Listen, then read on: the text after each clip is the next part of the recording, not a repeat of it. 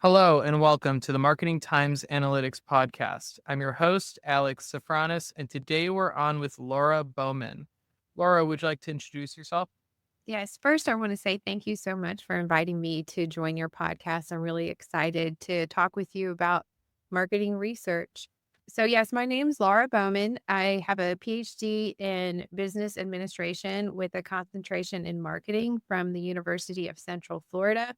And I would say that my research focuses on two main areas. The first being food related marketing, which is pretty broad. And the second area that I am focusing on is pro-social behavior, which also is a pretty broad area of consumer behavior.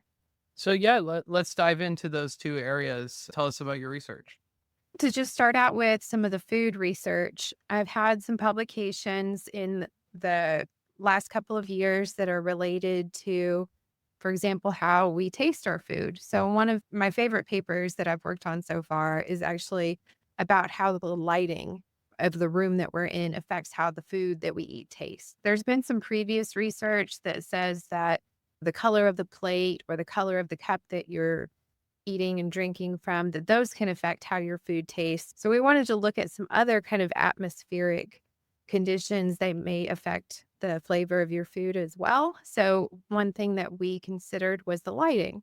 What we found was actually that if you eat in dimmer lighting, your food is more flavorful to you. So if you notice when you go to the movie theater and you're eating that salty popcorn, you're probably going to eat a little bit more because the flavor of it is stronger in that dark room compared to in a brightly lit room.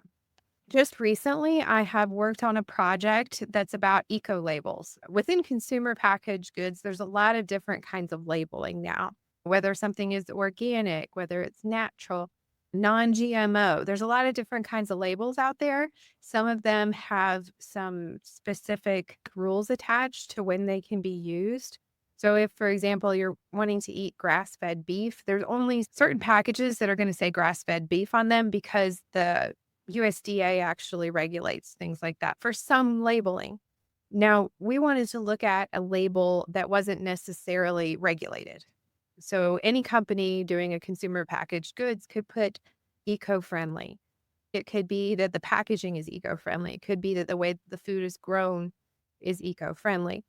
So, we wanted to look though at what consumers perceive when they see that eco friendly label on a consumer packaged good. So if you think about things like boxed pasta or a can of pumpkin or maybe a bag of cookies, those are what I mean by consumer packaged goods. And so we looked at the difference in having that can of pumpkin with no label on it versus a can of pumpkin that had the eco label. And otherwise, these two cans are identical. The only difference is adding a label that says eco friendly. And we found some really interesting results. So, what we found was that if you put that little label, which was relatively small on the can, if you put that label on there, people actually think that the food is healthier. And because it's healthier, they think it tastes better and they're more likely to purchase it. And what I find most interesting about that is that usually we have an association with healthy food that makes us think that it's not going to taste as good. So if you think about a plain potato versus a potato chip, most people have the association with unhealthy food tastes good. That's why we eat at fast food restaurants and we eat those ultra processed foods because we have this intuition that those things taste better. But that labeling seems to turn that whole dynamic around and make us actually think that healthy food tastes better to us. So, what are some applications of these food related studies? I almost feel a little bit guilty about that particular study because I like to think of things that are going to positively impact consumers. That right now there's a push in my field to benefit consumers' well-being. So making ways that we can make smarter choices as consumers, for example. What I found though in that study was showing that just adding that eco label, which is not regulated, that any consumer packaged good company can actually put that label on their food and it tricks our minds. So these companies can use that eco label to encourage more sales. which is great for the companies, but it's not necessarily great for the consumers. That's really interesting. How was the study funded? That particular study was self-funded. So I have two co-authors, one at the UNC Greensboro and one at Murray State University. And between the three of us, we actually just split the cost. We completed that study with online participants on a platform called Cloud Connect. And what that does is it crowdsources the data. You put together a study. I'm an experimentalist. So when I do a study, it's going to have maybe one, two, three, four different options. On these kind of platforms, the participants are all over the United States. They're 18 years or older. And they're people who just take surveys for a small amount of money. And that's generally considered a good way of getting generalizable research because the age ranges are all over. There's a mix of different genders. And we just pay participants to take these studies over platforms like that. Okay. And what was the other area of your research? Could you dive into that? Of course. My other area of research is in pro social behavior. I think when most people think about pro social behavior, they think about donation behavior. And that is a large part of it. But I feel like pro social kind of goes beyond that. There's other behaviors that I think of, like helping behaviors. If you're volunteering, for example, that's a pro social behavior. One that I've been really interested in the last couple of years, and I think in general, consumers are interested in this too, is tipping behavior. So nowadays, it seems every type of business that you go to asks you for a tip. So if you go to a coffee shop, before you get your order, they flip around that iPad and they ask you for a tip. If you go and have your dog boarded, they ask you for a tip. And it's happened since the pandemic, and people have mixed feelings about it. So I think right at the beginning of the pandemic, people were more inclined to provide tips in those more unusual circumstances, but now they've become reactant against those kind of things. I think a lot of times you get irritated when you get asked for a tip, especially multiple times a day. But from the business and the employee perspective, it's actually really helpful to encourage tipping behavior. Tipping is only helping the employee. As if I were a barista at a local coffee shop, of course, if people come in and they tip, I'm going to be a lot happier, right? I'm going to go home with more in my pocket, more than just my regular paycheck. But the great thing for the businesses is that if the employees are happier, they'll stay longer. They don't have as much turnover with employees. They don't have to go through the hiring process. They don't have to do all of the training for new employees. So it's actually beneficial to both the employee and the employer to encourage tipping from consumers.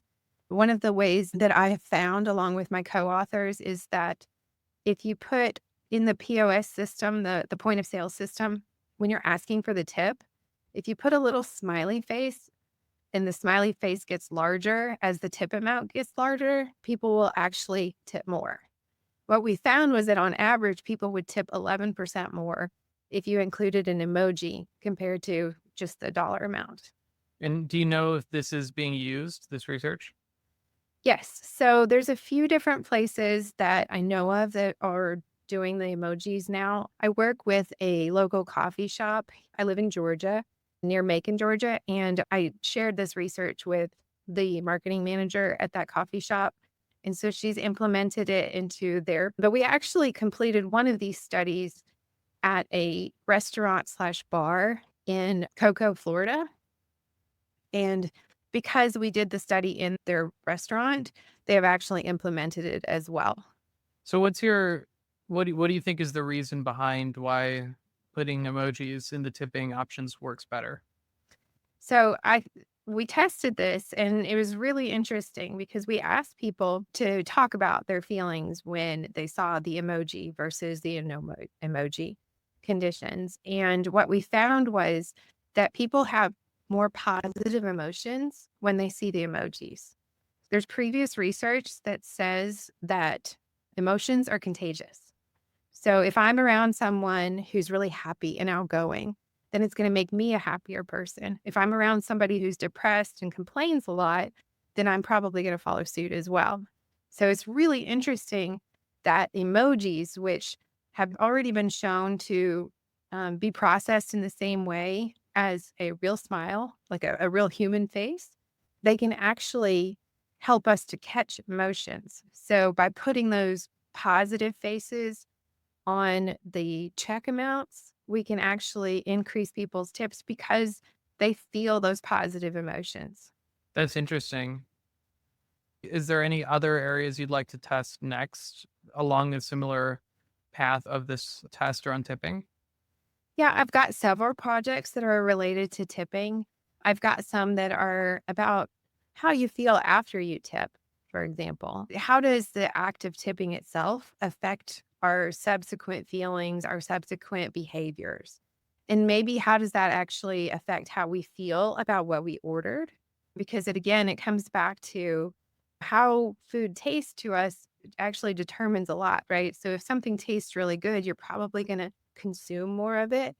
So one of the things that I'm looking at right now is if you tipped versus you didn't tip in one of these pre-service tipping situations, similar to a coffee shop or if you order takeout, you actually tip before you consume your food.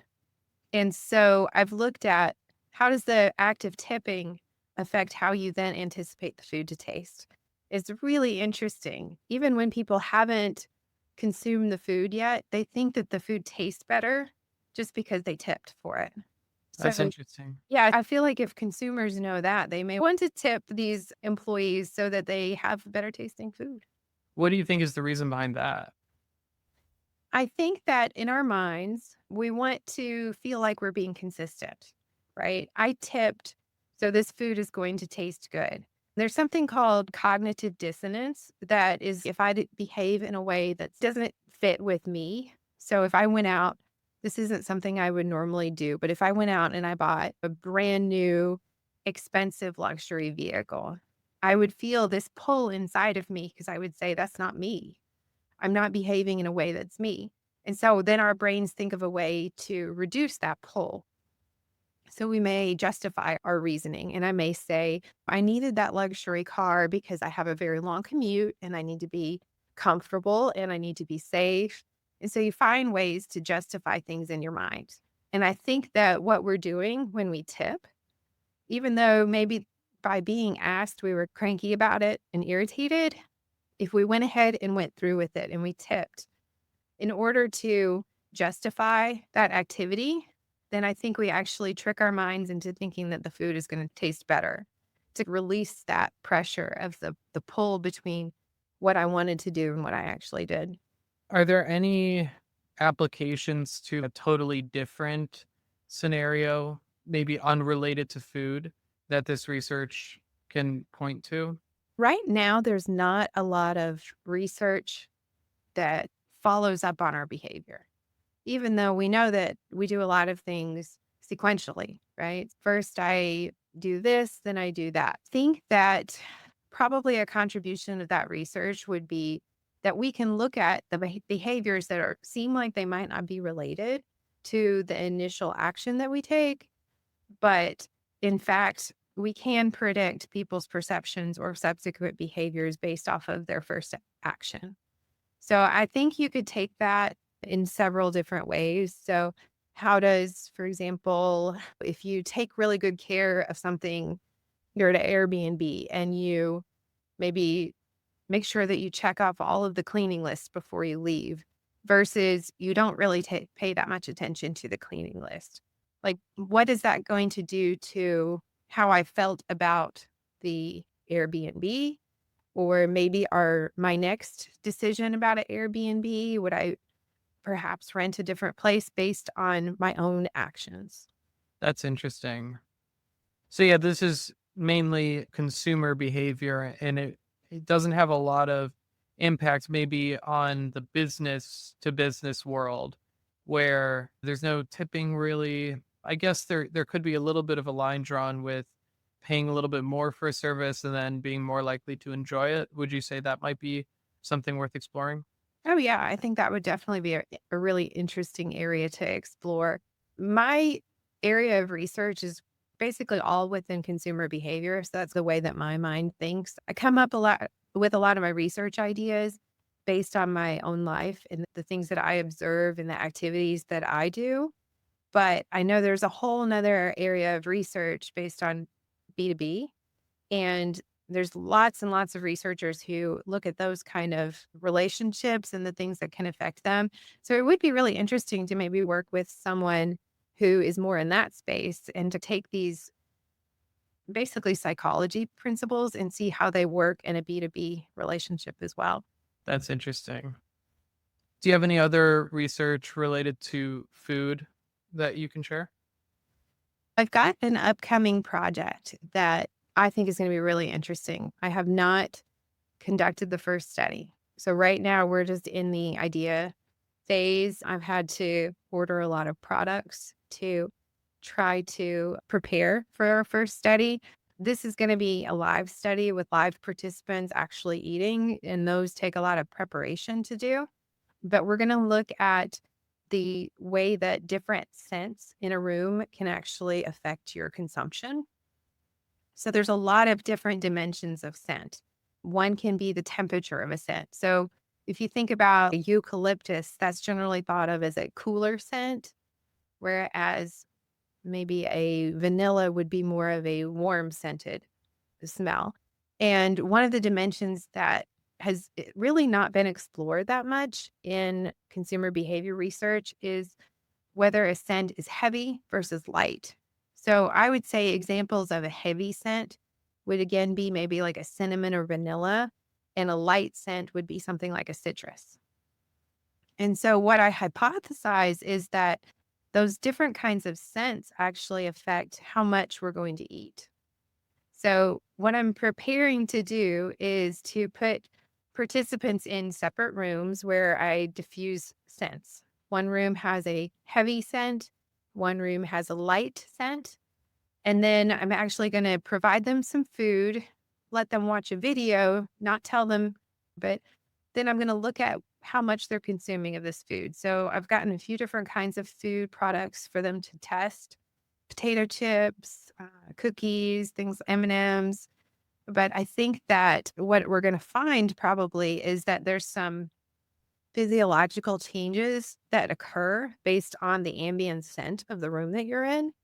And that ambient scent then, because it's affecting your internal temperature, or at least fooling your body into thinking that the internal temperature has changed, that we're going to see some differences in people's consumption. What I have a gut feeling is going to happen is that the heavier scented room will actually make people eat less than the light scented room. Because you think if you're weighted down, you may not feel the desire to fill up on. Whereas the lighter scented rooms, you may feel a little bit more airy, you've got more room to snack. Yeah, that makes a lot of sense. That's a very interesting idea.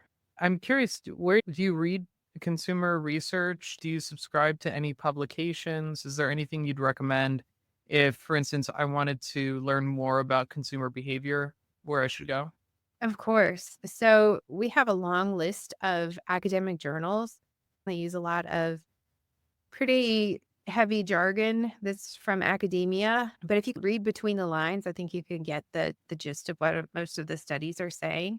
Some of those would be the Journal of Consumer Research, the Journal of Marketing Research. There's psychology and marketing letters. I find that they're pretty easy to access if you just look up in Google Scholar. And if you want to find something about a specific topic, so let's say, for example, if you are interested in tipping behavior, you can just log on to Google Scholar and look up the word tipping and then do an advanced search for one of these academic journals related to marketing.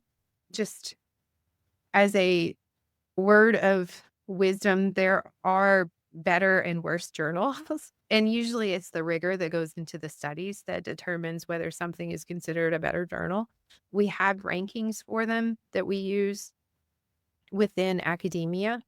But generally, if you find something in the Journal of Consumer Research, the Journal of Marketing Research, Journal of Consumer Psychology. Those are going to be really very thorough, very rigorous studies, and you can find a lot of great information there. I personally do a lot of reading within Google Scholar. I try to find topics that I'm most interested in. The journals themselves, they publish in a really wide range. So you can find things about decision sciences, or you can find things about tipping behavior or nonprofit behavior or B2B. There's a lot, all these different things going on per journal. So what I do rather than taking the physical copies is I find particular articles that are something that I'm interested in. Let's see. Is there any other consumer research, maybe not even done by you, but that you've read and that you find particularly interesting around consumer behavior? Actually, I did want to share with you one more of the Sure. papers that I've recently published. It's about what I think is a really super interesting topic that isn't talked about enough. So, have you ever heard of the word Schadenfreude? No. All right, it's a German word that means joy in others' misery. And if you really think about it, it's an emotion that we all feel quite often, more than we should admit to, probably. If you have a favorite sports team, for example, I'm a big Auburn fan because that's my hometown and where I got my undergraduate degree. Anything that happens that's negative to the University of Alabama is like the best thing ever to me, right? So they didn't have a super great year this year. They still had a better year than Auburn, but their year wasn't as good as it was in the Nick Saban years. So that makes me feel Schadenfreude. Several years ago, if you think back to about 2012, do you remember the ice bucket challenge? Yeah. All right. My dad passed away from ALS around that same time. And so when the ice bucket challenge happened, I was personally interested. My curiosity was piqued because I thought, why in the world is this phenomenon happening that people are so interested in ALS all of a sudden? Only one in 100,000 people get ALS. So it wasn't really a disease that people talked about prior to the ice bucket challenge. So I looked at that as a research question. And when I started my PhD in the fall of 2024, I started looking into it.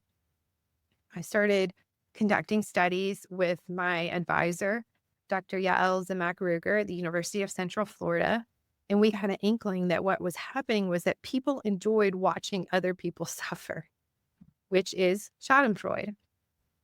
So we thought, okay, can you take what's usually thought of as a negative emotion, but can you take something that's usually thought of as a negative and turn it into a positive? And so what we did was we did several studies looking at how you could use what we call Schadenfreude appeals in order to increase people's donation behavior. And just this last summer, we finally were able to get that project published after almost 10 years of working on it. But it's a very robust effect. So if you think about, for example, like a pie toss or a dunking booth, all these are examples of when we use Schadenfreude to increase people's donations. And we saw enormous differences between appeals that included Schadenfreude versus appeals that did not. So if you have just a regular booth at a fair and you're asking people for donations, they're far less likely to give than if you put somebody in a dunk tank there and you say, hey, you can pay this small amount and dunk this person in the tank by throwing a ball at them. That was a really personally fulfilling project because of my backstory with ALS and how that was really a big part of why I went and got a PhD consumer behavior. And so it was really nice to see that come to fruition this last summer. And I hope that nonprofits will take that information and run with it. And part of what we do in that paper is we tell them how to structure those kind of appeals. So if you can put someone in that dunk tank or in that pie toss that people don't like, it's going to be far more successful. I think that's why at elementary schools, they always put the principal in the dunk tank because the kids want to dunk the principal, but they're very effective appeals if done correctly. What are some maybe unusual ways that can be applied to other business types besides a dunk tank and besides maybe a nonprofit? What are some other ways that we can utilize that information? Schadenfreude is a really interesting emotion and one that there's been a little bit of research done on it, but I think that there's a lot of room for growth. There's a lot of really great room for growth in the research about Schadenfreude itself. It's pretty underexplored, but it's such an interesting emotion and something that we feel over and over again most days. Some of the prior literature in the psychology research talks about Schadenfreude as um, part of what they call tall poppy syndrome. If you see someone who's in a higher position than you and you feel like they're in an undeserving spot. So let's say if you're at work and you have a boss who you feel maybe is more elevated in their position than they actually deserve, then you're more likely to feel schadenfreude when that person has something negative happen to them. So if, for example, they get in a car accident, as long as it's not too severe, you're more likely to feel schadenfreude about it. And that could affect, for example, your behaviors at work. But there's a lot of different ways that I think schadenfreude could affect our behaviors. I know there's been some work in the sports realm because it's very prevalent in sports. And so if you think of every kind of situation as a consumer behavior situation. So if you're attending a sporting event, for example, that is a consumer behavior situation as well, enjoying your experience. If something negative happens to a member of the team that you're playing, you're probably going to feel schadenfreude. How does that then affect your behaviors as a consumer? Are you going to be more indulgent, for example? Would you buy that beer and maybe a larger bag of popcorn compared to if that event didn't happen? I think that we could look at that particular emotion in a lot of different ways, and it can affect us our subsequent behaviors. Like how I talked about earlier about how one thing can then affect our behaviors later. I think that Schadenfreude is an example. If we feel that emotion, then we're quite likely to have other feelings and other expressions of that Schadenfreude. That's very interesting. What other areas of maybe what other studies or insights have you gathered about consumer research that you can share? Like I said, a lot of what I'm doing right now is about tipping. I've also looked at how menus can affect our tipping and our order intentions. So I work with a coffee shop in Macon, Georgia, and I'm very lucky that they allow me to run a lot of different experiments within their stores. They have several locations in the Southeast. Many of them are located in hospitals. So if you think of those little small hospital kiosks, you may be taking a study when you're at one of those and you don't even know it. But I've been able to run a lot of different studies in these coffee shops to see how we can push people's behaviors in different ways. So, one of the things that I've been looking at lately is menu design and how that affects what people order, how much they spend, and how they tip. So, if you think about a digital menu board up on the wall, and there are many different ways that you can affect people's decisions just by that menu board. So, some previous literature says that if you put the dollar signs, if you put the dollar sign on there versus you don't have the dollar sign, people will actually spend less because that dollar sign actually signals to them, hey, this is real money. And so they'll spend less money.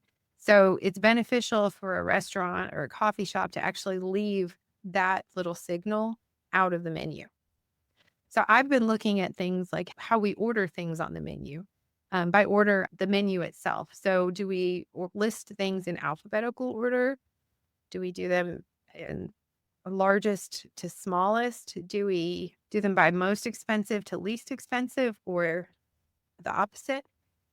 And I'm trying now to figure out the different ways that we could influence the people's order behavior and tipping behavior through those menu designs. They don't even know that they're being affected by it, but we can change people's behaviors with little tiny signals. So what we're looking at is like the average. So let's say if we run a study with two different conditions. So one is emojis present, one is emojis absent. We're going to have at least 100 people, if not more like 200, doing that study. And we're going to do several iterations of that study to show that it's something that we can reproduce. Because if you run a study one time and it works the way that you expected, but you run it 5 more times and it doesn't work the way that you expected it to, then you probably don't have a robust effect. So you can't say that's something that is stable. Yeah, that makes sense. Mhm. I really appreciate all of this information, Laura. This is super interesting. And I love the focus on food and tipping, and then also all the other consumer behavior research that you've shared with us. So Thank you so much for inviting me. I really enjoyed talking about my research. These are topics that I'm passionate about, and I think they affect most people. Most people are eating every day and hopefully behaving in pro social ways when they can. yeah, awesome. Thanks again. And thanks everyone for listening. We'll talk to you soon.